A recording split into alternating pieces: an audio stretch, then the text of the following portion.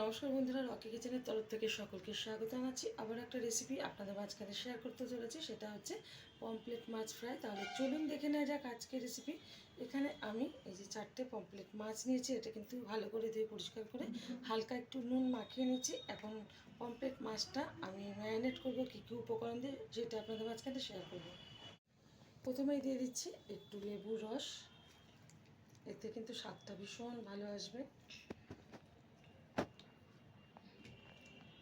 দিয়ে দিচ্ছি গোলমরিচের গুঁড়ো। প্রত্যেকে কিন্তু ভীষণ ভালো জানেন যে কোনো মাছই ফ্রাই, তো আমি আজকে কিন্তু আমার স্টাইলে করে দেখাচ্ছি। যদি আমাদের রেসিপি আপনাদের ভালো লেগে থাকে, আপনারা অবশ্যই আমার চ্যানেলটিকে সাবস্ক্রাইব করবেন, লাইক করবেন, শেয়ার করবেন।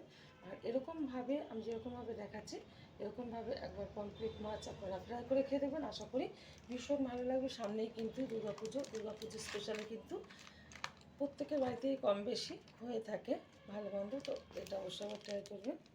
দিয়ে দিচ্ছি একটু ফুড কালার,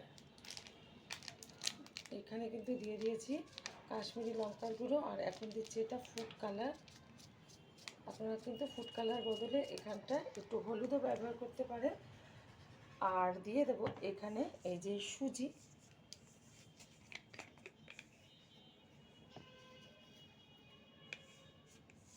এবার সবগুলো উপকরণ সুন্দরভাবে আমি মেখে নেব, একটু হাত দিয়ে ডলে দিলে উল্টে পাল্টে।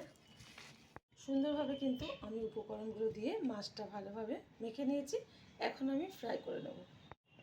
পমফ্রেট মাছগুলো ফ্রাই করার জন্য ওভেনে একটা কড়াই বসিয়ে তাতে দিয়ে দিয়েছি কিছুটা পরিমাণে সাদা তেল। তেলটা গরম হয়ে গেছে। আস্তে আস্তে করে পমফ্রেট মাছগুলো আমি ছেড়ে ভেজে নেব। একবারে কিন্তু হয়ে যাবে, খুব বড় না মাছগুলো, তো পুরোটাই ধরে গেল। উল্টে পাল্টে ভালোভাবে ভেজে নিচ্ছি মাছগুলো। এবার একটু উল্টে দিচ্ছি। কত সুন্দরভাবে কিন্তু কালার চলে এসেছে মাছগুলোতে। আর এরকমভাবে কিন্তু সমুদ্রের পাড়ে অনেকে মাছ ফ্রাই করে থাকে, তো আজকে আমি একটু অন্য স্টাইলে দেখালাম। আশা করি আপনাদের ভালো লেগেছে। আপনারা বাড়িতে কিন্তু অবশ্যই এবার ছোটো থেকে বড় প্রত্যেককেই কম বেশি করে দেওয়ার চেষ্টা করবেন। মাছগুলো কিন্তু উল্টে পাল্টে ভালোভাবে এই যে আমি ভেজে নিচ্ছি। সুন্দরভাবে কিন্তু ভাজা হয়ে গেছে। এখন তুলে নিচ্ছি একটা প্লেটে। আর এটা কিন্তু লেবুর রস দিয়ে সার্ভ করবো। দেখা হবে পরে ভিডিওতে নতুন কোনো রেসিপি নিয়ে। ধন্যবাদ।